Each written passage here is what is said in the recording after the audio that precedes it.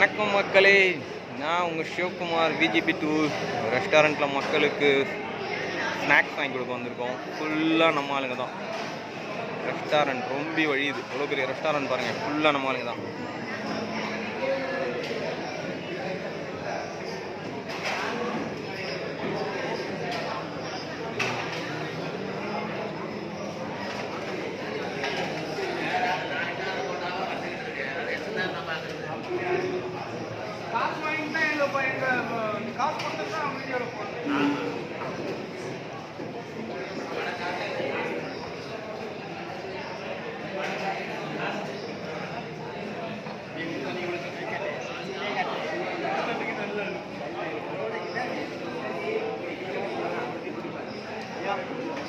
ஐயா சாப்பிடுங்க.